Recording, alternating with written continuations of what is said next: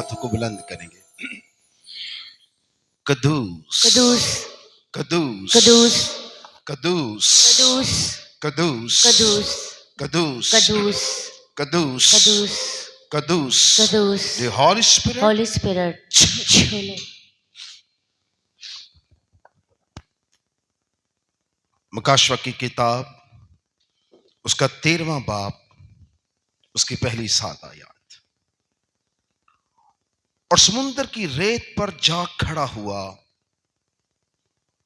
اور میں نے ایک حیوان کو سمندر میں سے نکلتے ہوئے دیکھا. اس کے 10 سینگ اور 7 سر تھے اور اس کے سینگوں پر 10 تاج اور اس کے سر پر کفر کے نام لکھے ہوئے تھے. جو حیوان میں نے دیکھا اس کی شکل تندوے کی سی تھی اور پاؤں ریچھ کی سی اور منہ ببر کا سا. اور اژدہا نے اپنی قدرت اپنا تخت اپنا بڑا اختیار اسے دے دیا. میں نے اس کے سروں میں سے ایک پر گویا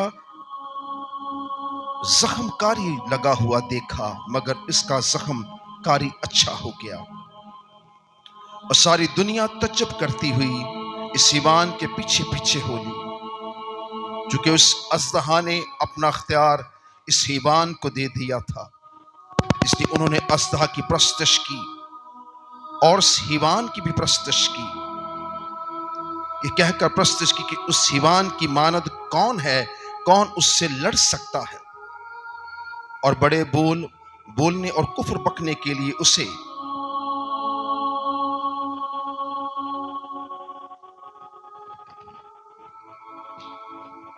ایک منہ دیا گیا. اسے 42 مہینے تک کام کرنے کا اختیار دیا گیا. اس نے خدا کی نسبت کفر بکنے کے لیے منہ کھولا کہ اس کے نام اور اس کی خیمہ یعنی آسمان کے رہنے والوں کی نسبت کفر بکے. اسے یہ اختیار دیا کہ مقدسوں کے لیے لڑے اور ان پر غالب آئے. اسے ہر قبیلہ امت اہل زبان قوم پر اختیار دیا گیا. اور زمین کے وہ سب رہنے والے جن کے نام اس برے کی کتاب حیات میں لکھے نہیں گئے جو بنے عالم کے وقت سے ذبح ہوا ہے اس حیوان کی پرستش کریں گے. خدا کا پاک کلام پڑھا اور سنا جانا ہم سب کے لیے باعث برکت ہو. آپ کا شکر ہو. خدا کی تعریف ہو. کتنے لوگ آمین. چاہتے ہیں آج کے کلام سے میری زندگی کا کشتہ ہی بدل جائے, آمین. میں ایک ایسی نسل بنوں جو زمین پر خدا کے جلال کے لیے ہو. آمین. آمین. میرا بدن اس کی ہیکل بنے اور اس کی ہیکل میں ہر کوئی جلال آمین. ہی جلال پکارے. کیونکہ یہ مکاشوہ کا کلام ایک ایسا کلام ہے یہ پشتوں کو بدل دیتا ہے اور یہ پشتوں کو ظاہر کرتا ہے. اس میں خدا کا جلال ہے. یہ آخری وقت کا آخری ایام کا کلام ہے اور اس میں ہمیشہ کی کیا ہے زندگی ہے. اور خدا کا کلام کہتے ہیں اس نبوت کی کتاب کو پڑھنے والا سننے والے اور اس پر عمل کرنے والے کیا ہے مبارک ہے. سو جو کچھ آج آپ سیکھیں اس پر عمل کریں تاکہ آپ خدا کی بادشاہی کے لیے کیا ہو سکیں تیار ہو سکیں. آمین. کتنے لوگ چاہتے ہیں برکت میرے ساتھ جائے؟ آئیے زوردار نعرے کے ساتھ خدا کے کلام کی تمجید اور تعظیم کریں گے. ہلیلویا. یسوع کے خون پتہ میں ہے. یسوع نام میں پتہ ہے. ایک تقدس ایک تعظیم آپ کے بیٹھنے میں. سو آج کا کلام 13واں باب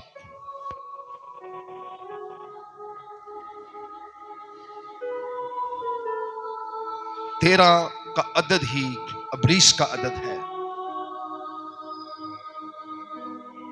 اور اس 13ویں باب میں ابلیس ہی کا ذکر ہے. چرچز میں ابلیس کے بارے میں بہت کم کلام سنایا جاتا ہے. اس کے سبب سے لوگ اپنے دشمن سے واقف نہیں ہیں. یہ سلسلہ خدا کے مکاشفہ میں سے جو شروع کیا ہے آپ کی آنکھیں کھل جائیں گی اور آپ دشمن کو پہچانیں گے اور اس کی آنکھوں کے سامنے خدا آپ کو برکت دے گا. ہلیلویا. ہم ایک صدیوں سے انسان زمین کے نیچے آسمان کے تلے رہتا ہے. شاید ہمیں عادت ہو گئی آسمان کو دیکھنے کی کہ ہر روز ایک صبح ہوتی ہے ایک شام ہوتی ہے کبھی سورج نکلتا ہے، رات کو چاند ستارے نظر آتے ہیں، شاید ہمیں ہر روز دیکھنے سے اس کی ویلیو اور قدر کا پتہ نہیں ہے۔ یہ خدا کا جلال ہے۔ زمین خدا کے عرفان اور جلال سے معمور ہے۔ فصلیں اگتی ہیں، پہاڑ اگتے ہیں، ندیاں نالے بہتے ہیں، پرندے چہچہاتے ہیں، اور زمین اس کے جلال سے عرفان سے معمور ہوتی ہے۔ نیک اور بد کی فصلوں کو اگا دیتا ہے، کیونکہ وہ کائنات کا خدا ہے۔ پر کبھی آپ نے آسمان پر نگاہ نہیں کی ہے؟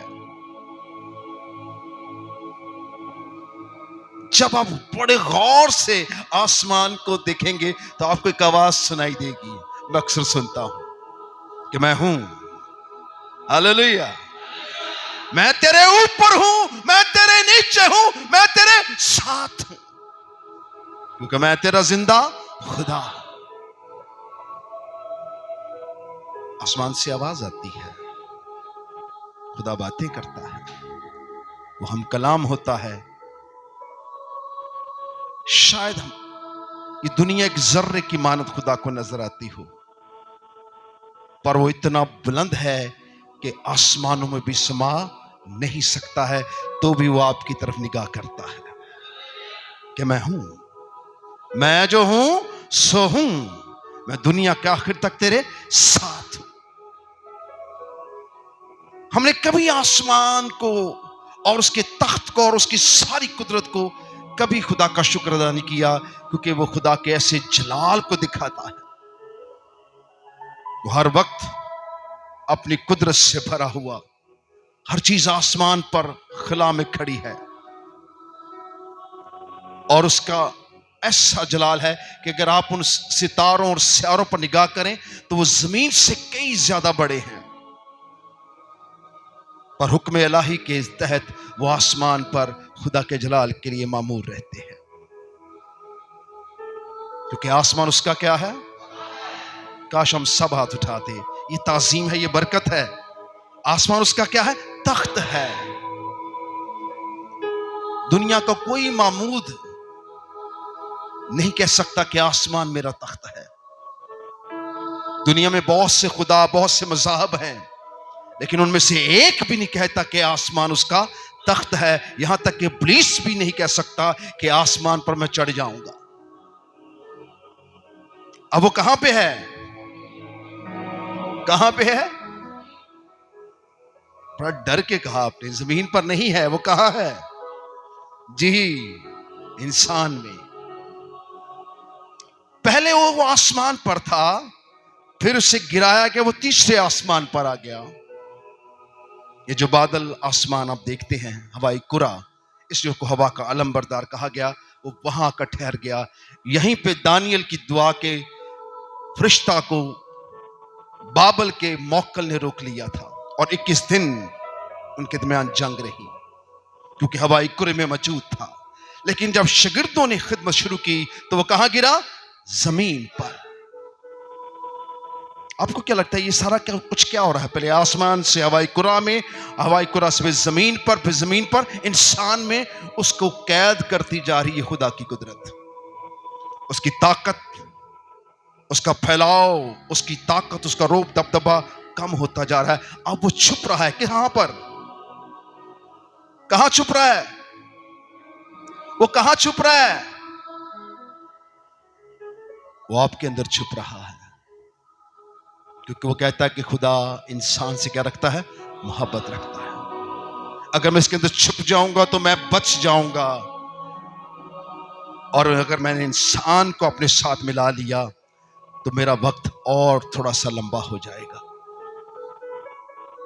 پر خدا نے ہر چیز کا کیا ٹھہرا ہے؟ ایک وقت ٹھہرایا ہے۔ پیدا ہونے کا ایک وقت ہے، مرنے کا ایک وقت ہے، پتھر کھانے کا ایک وقت ہے، اور پتھر بٹورنے کا ایک وقت ہے، اور پتھر مارنے کا بھی ایک کیا ہے؟ وقت ہے۔ سب کچھ پہلے سے طے شدہ ہے۔ میں جب مکاشفہ کے کلام کی اسٹڈی دانیل کے صحیفے میں سے کر رہا تھا تو میں یقین کریں میں دھنگ رہ گیا، کتنی بڑی بڑی طاقتیں اور قوتیں تھیں، حکومتیں تھیں، جن کو خدا نے بنایا اور ان کو مٹایا. یہاں تک کہ اس نے اسرائیل کو بھی مٹا دیا. 70 کی اسیری میں شاہ بابل نبوکت نظر بادشاہ اسرائیل کو اسیر کر کے لے گیا اور ان میں نبی برپا ہوئے. وہ 70 کی سیری میں اور 3 شخص صدرک مشک عبد نجوبی نوجوان ینگ لڑکے تھے اور خدا سے محبت رکھتے تھے لیکن دانشمند تھے کیونکہ خدا کا خوف رکھتے تھے.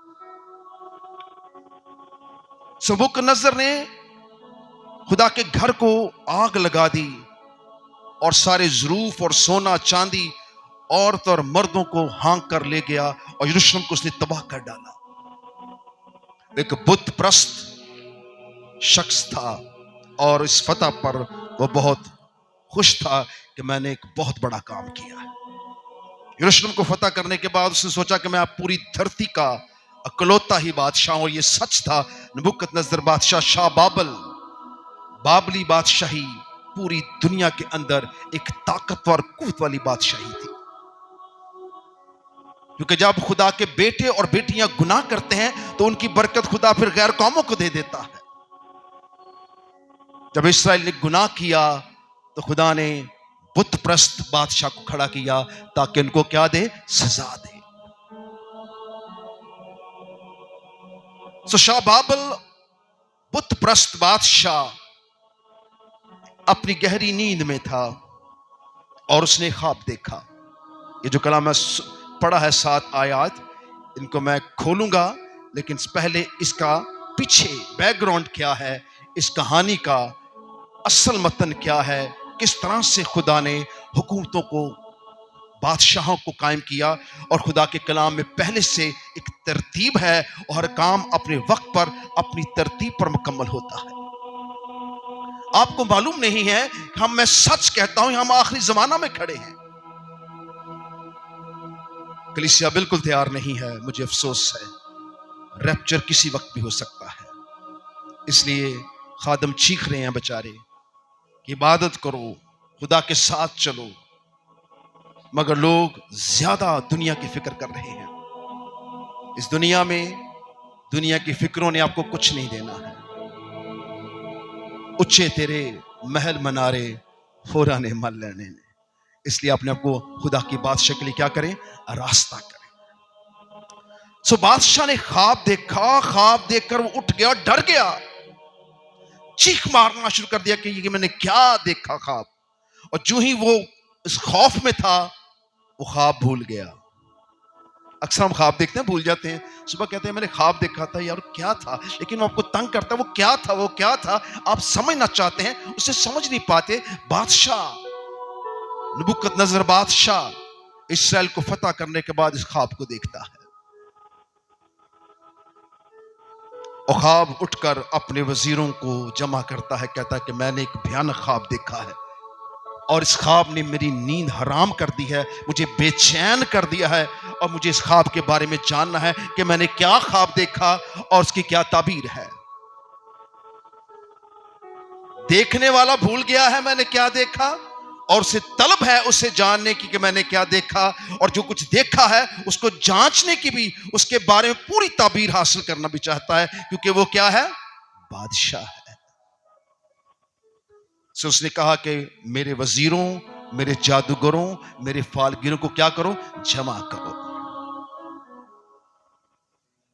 یہ جو کلام میں نے پڑھا ہے یہ ان بادشاہیوں کی شکل ہے جو گزر چکی ہیں.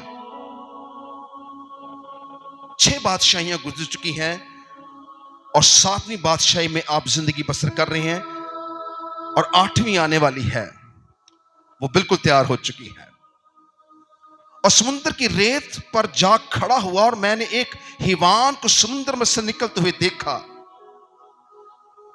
اس کے 10 سینگ اور 7 سر تھے. اس کے سینگوں پر 10 تاج اور اس کے سروں پر کفر کے نام لکھے ہوئے تھے. اور سمندر کی ریت پر جا کھڑا ہوا اور میں نے ایک حیوان دیکھا. کیا دیکھا؟ حیوان. ایک بہت بڑی گورنمنٹ کا نام ہے حیوان. یہ آنے والی ہے، یورپ میں تیار ہو رہی ہے. یہ 10 حکومتیں ہیں यूरोप की जो इकट्ठी हुई हैं, अभी तक उन्होंने जोर नहीं दिखाया, लेकिन खुदा का कलाम और खुदा के खादम उन पर निगाह रखे हैं, क्योंकि हम जानते हैं कि वो क्या है, एक हिवान है। कुफर के नाम, यानी कि वहां गुनाह का ऐसा जोर है कि मर्द मर्द और औरतें औरतों से ब्याह कर रही हैं, और गुनाह का ऐसा यूरोप में जोर है। और ये 10 हुकूमतें इकट्ठी हो चुकी हैं, इनकी एक ही करेंसी है, यूरो। और ये 10 हुकूमतें एक ही पासपोर्ट रखती हैं, और आने वाले वक्त में एक ही असेंबली होगी और एक ही फौज होगी। यह हुकूमत हिवान है, यानी कि एक जानवर की शक्ल के तौर पर तैयार होगी। ये बिल्कुल जमीन पर रहम ना करेगी। समुद्र की रेत पर जा खड़ा हुआ, और मैंने एक हिवान को समुद्र में से निकलते हुए देखा। उसके 10 सींग और 7 सर थे, और उसके सींगों पर 10 ताज, और उसके सर पर कुफर के नाम लिखे हुए थे। और जो हिवान मैंने देखा, उसकी शक्ल तंदवे की सी थी, और पांव रीछ के से थे, और मुंह बब्बर का सा। उसका और अजदहा ने अपनी कुदरत और अपना तख्त और बड़ा अख्तियार उसे दे दिया। ये अजदहा कौन है? ये इब्लीस है, वही पुराना सांप अजदहा है। इसने इस हुकूमत को चुना है। देखिए, मैं आपको सब कुछ पहले बता रहा हूं। अभी ये वजूद में है, बन रहा है, सिस्टम बन रहा है। अब चंद सालों के बाद इसकी बड़ी ताकत के साथ इसे उभरते देखेंगे। इब्लीस ने इस कौम को, इन 10 हुकूमतों को चुना है, ताकि वो हिवान शैतान उनमें समा सके। इब्लीस चाहता है कि वो इसको हासिल कर ले, इस हुकूमत के पीछे छुप जाए, इस हुकूमत को अपना बना ले, और ये हुकूमत उसकी बन जाए, ताकि वो जमीन पर क्या कर सके, तबाही मचा सके, और खुदा और उसके लोगों को तबाह कर सके।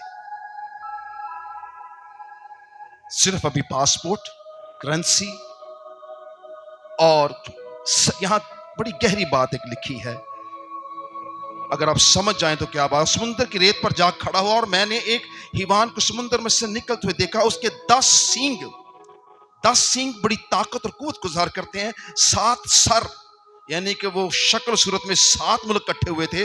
उसके सींगों पर 10 ताज थे, वो 10 बादशाहियां हैं। उसके सर पर कुफर के नाम लिखे हुए हैं, और वहां कुफर के अलावा कुछ नहीं होता है। नए मज़हब, गुनाह, ताकत, घमंड वहां पल रहा है, और ये हिवान की शक्ल अख्तियार कर रहा है। और इब्लीस को ये हुकूमत बहुत पसंद है, क्योंकि वो उसके नापाक इरादों को क्या कर रही है, पूरा कर रही है। सो बादशाह ने क्या देखा? बादशाह ने क्या देखा? ख्वाब देखा। बादशाह के ख्वाब का तल्लुक इस हुकूमत के साथ है, बल्कि बादशाह ने यस्सु की हुकूमत भी देखी। सो खुदा के कलाम में लिखा है कि जब उसने ख्वाब देखा, उसने अपने जादूगरों फालगिरों को जमा किया और कहा कि मेरा ख्वाब मुझे बताओ, और उसकी ताबीर भी बताओ, और अगर तुम ना बताओगे तो तुम्हारे सर कलम कर दिए जाएंगे। तो शाह बाबल के पास बहुत बड़ी ताकत थी। ये पूरी दुनिया पर सुपर पावर के तौर पर काम कर रहा था, और उसने पूरे मुल्क में से, पूरी धरती में से लोगों को कत्ल करना शुरू करवा दिया, क्योंकि कोई उसका ख्वाब ना बता रहा था, ना उसकी ताबीर बता रहा था। बड़े बड़े जादूगर फालगीर जमा हुए, मगर कोई भी उसकी ख्वाब और ताबीर को ना बता सका। तो पूरी दुनिया में कैसा हल्ला मचा होगा। आज भी लोग सुपर पावरों की तरफ देख रहे हैं, पर जो सुप्रीम पावर है उसकी तरफ नहीं देखते। हालेलुया। वो बादशाह का बादशाह और खुदावंदों का खुदा है। आसमान उसका क्या है? तख्त है। वो सब हुकूमतों पर हुकूमत करता है। हमारी ताजीम बहुत कम है, आप यकीन